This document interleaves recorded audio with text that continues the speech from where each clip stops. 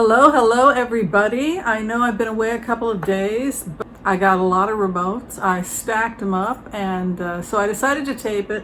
The last time I decided to go live, we had all these weird comments, and it's just too much work.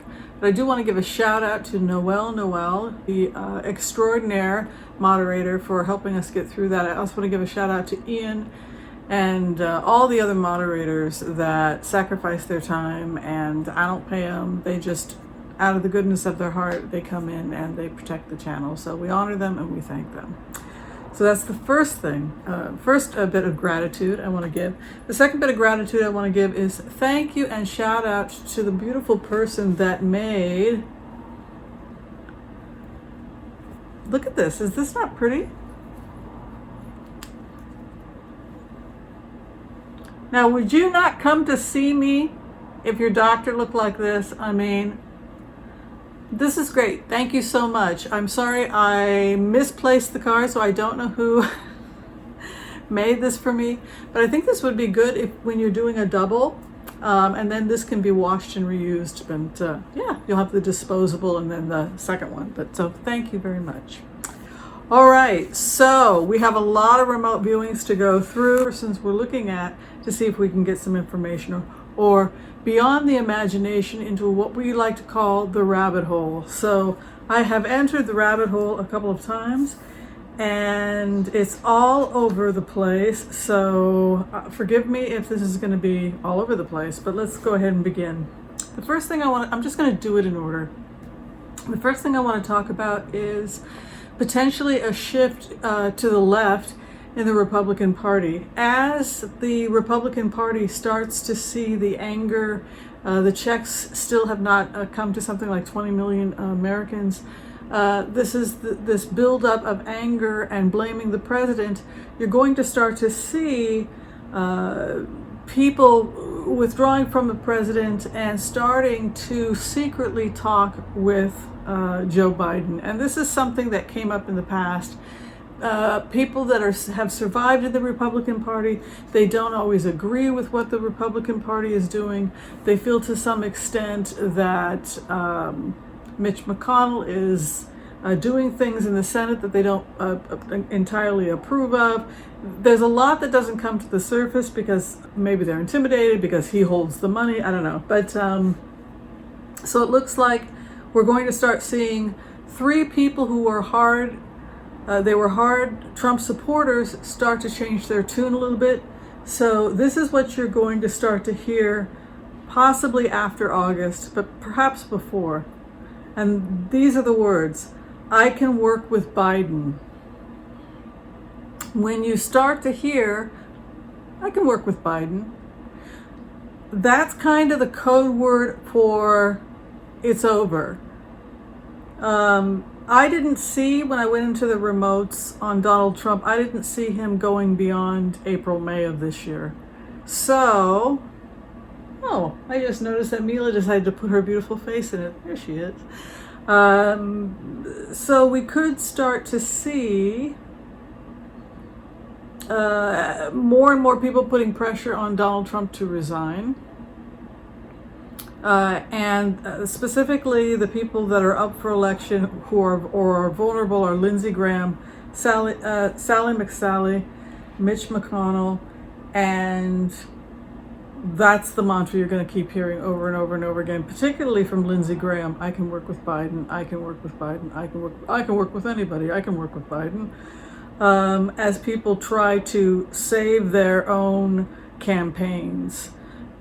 So if they see that the boat is sinking on the presidency, and for sure they'll know by August, but they probably already pretty much know it.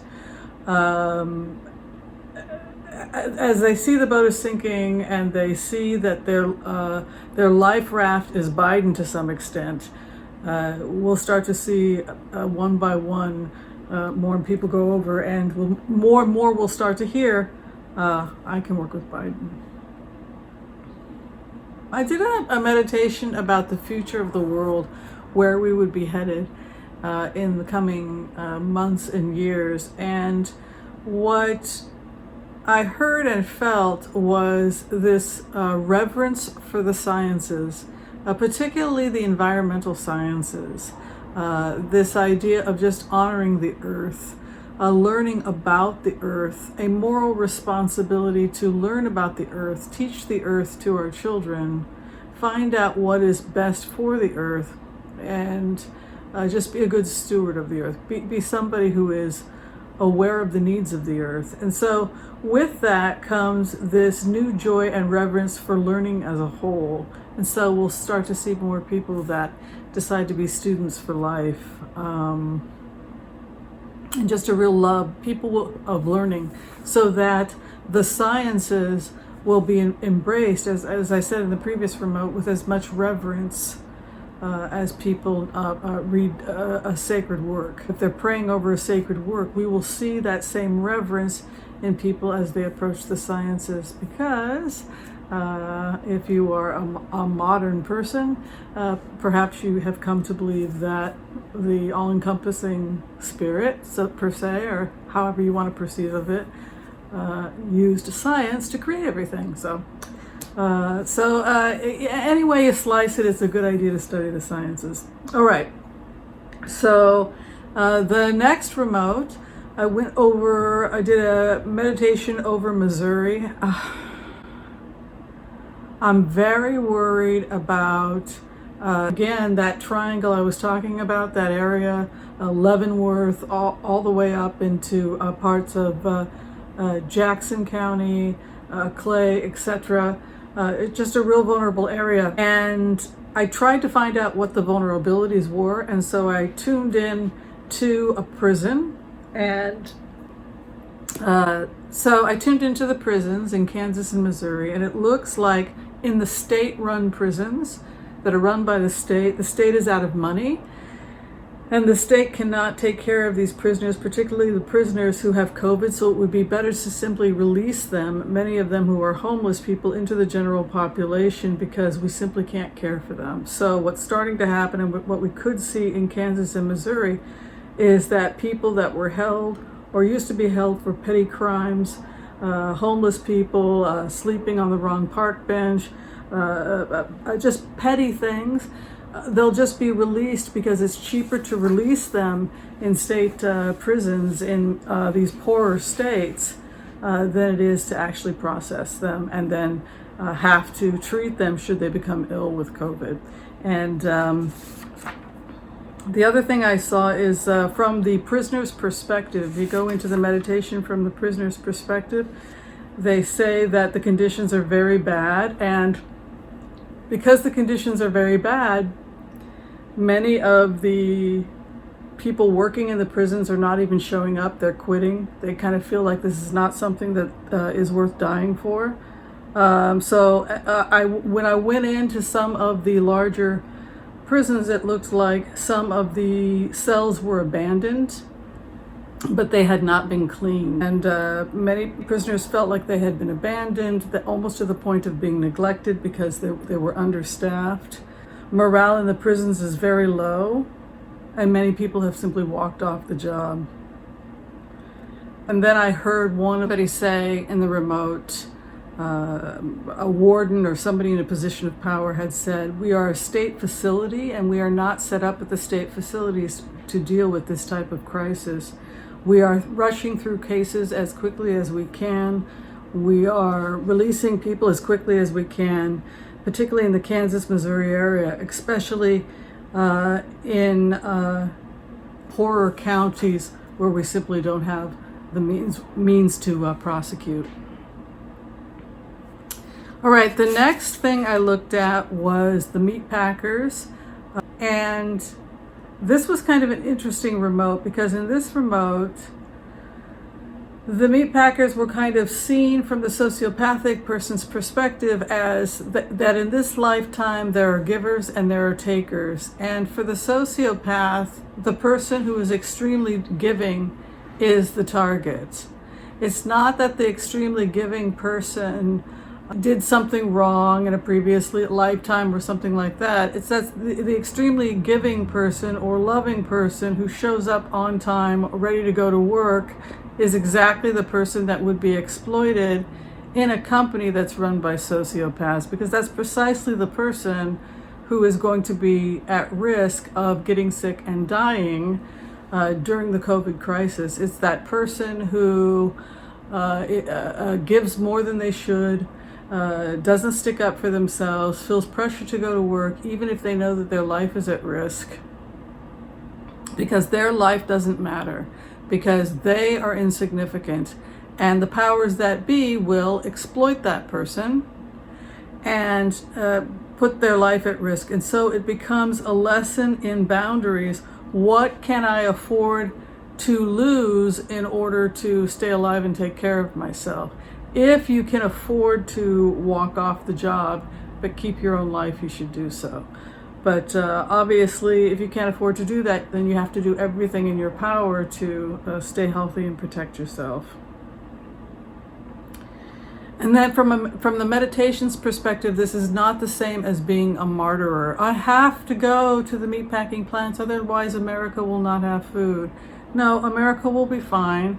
We can eat a mostly vegetarian diet for the next 4 months or 6 months. It's not going to kill us. The same thing happened during World War II. We cut our rations back on meat and people's heart health improved, and it wasn't all that terrible, and everything was fine. So there's no need for people to be putting their lives at risk. That was the main takeaway from this remote. So it is not martyrdom. You're not doing anybody a favor. Don't be manipulated. And if you have to go because you have no choice financially, that's one thing. Just protect yourself, but don't feel obligated to do so as a good employee, because that's not reality. And the other thing I saw in that remote was just to be mindful that this is going to keep coming up over and over and over again in future remotes, is this idea that any economy that is not good for Gaia will be taken out. It's going to be destroyed. And this is something that comes up a lot in these meditations, and that is this idea that any type of economy that doesn't sustain the ecosystem is going to go bankrupt. Either it's going to go bankrupt because nobody will want to do business with you, as people demand and clamor for more green products. This is the first reason you're going to have to go green. And the second reason is because the earth is pretty much going to swallow it up, destroy it, demolish it, etc. So if you're in the oil industry, expect tornadoes, floods, hurricanes, etc., to crush up the oil rigs, tornadoes coming in, drilling, destroying the fracking industry. Expect to see some more of that. Remember, we had said in previous remotes, expect more wind, to start seeing more winds, more floods, more factory farms underwater. She wants this shut down, and the message is, listen to her when it's a whisper and not when it's a shout. And not when it's a shout. All right. After this is all over, there's going to be a series of investigations. This is the next remote. And in this remote, it looks like there's going to be a complete investigation into the running of various different organizations, federal organizations like the FDA. And this is one of the organizations where they're going to do a complete overhaul to find out what went wrong. But it looks like there are a series of problems that they're going to find in the FDA. And as they continue to investigate the FDA, they may find destroyed documents and major investigations into corruption. For the most part, the people at the FDA are good people trying to do the best they can, but there was a little bit of corruption that's going to be uncovered. They're seriously understaffed, and the majority of the people at the FDA are doing the best that they can.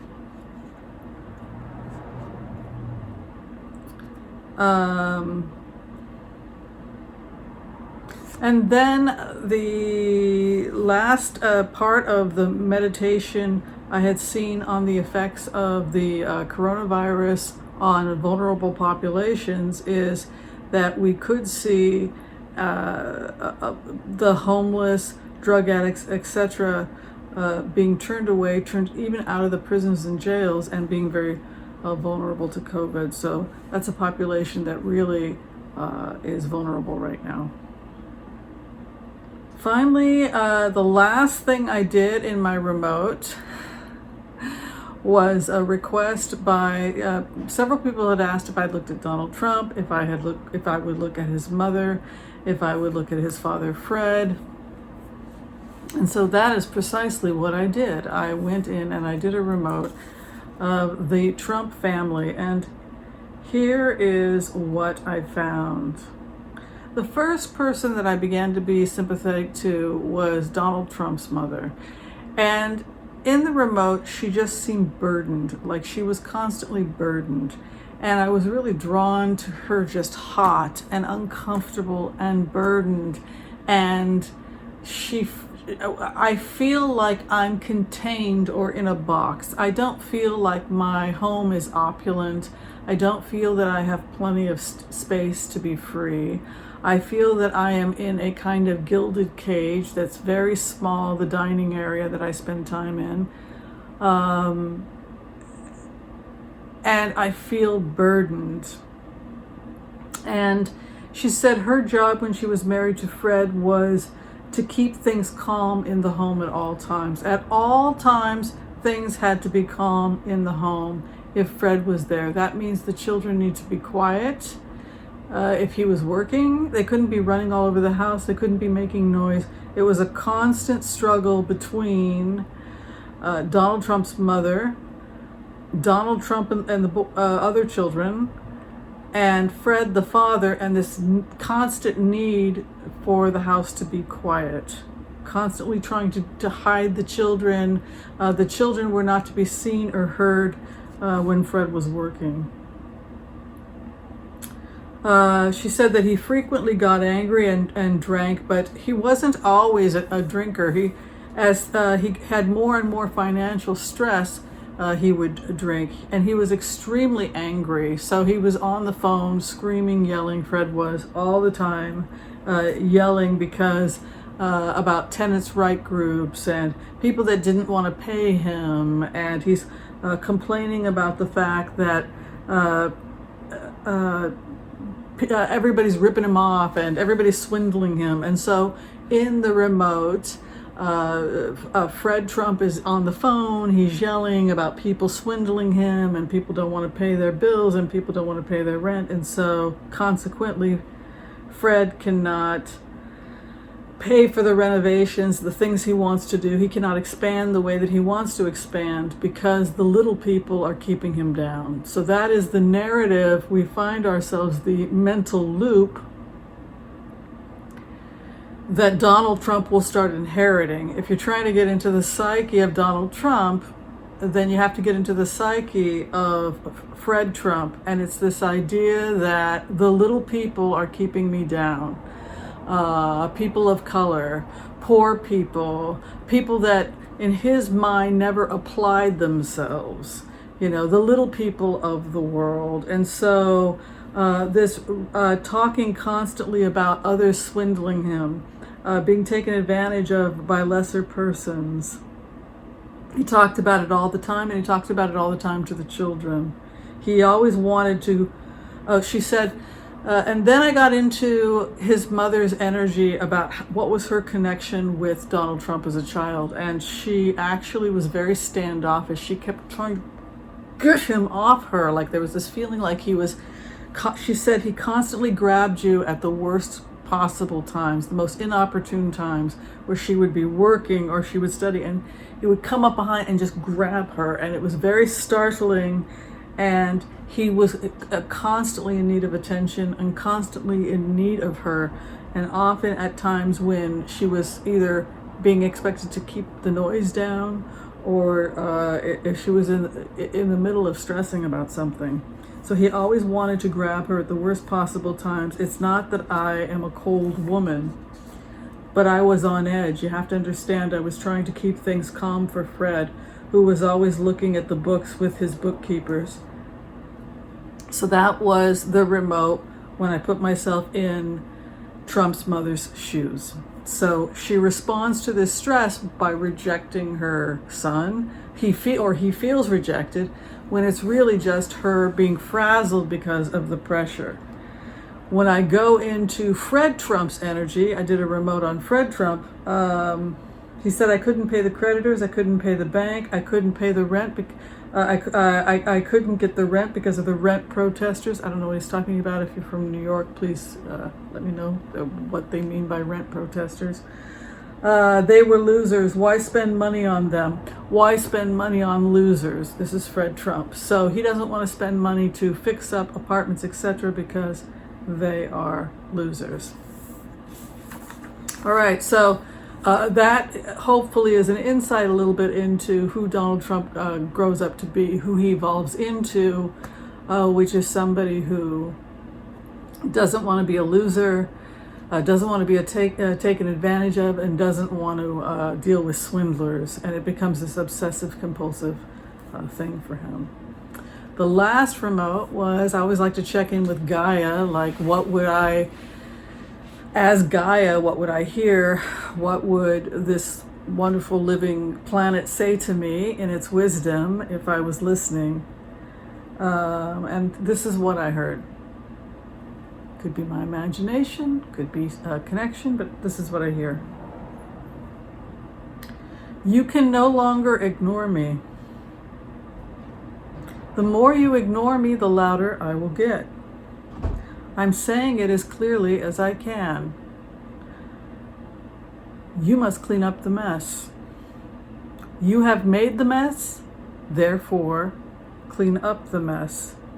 If you do not clean up this mess, I am going to shut the whole thing down.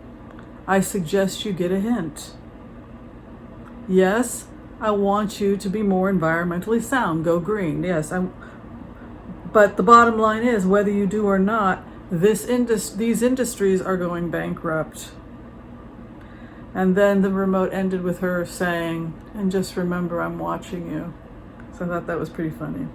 So it just felt to me like in that remote, we basically had about 2.5 years to get our acts together, clean up the plastic in the oceans, stop putting chemicals into her circulatory system, her water system, because we ourselves don't want to be drinking it, like the people of Flint, Michigan.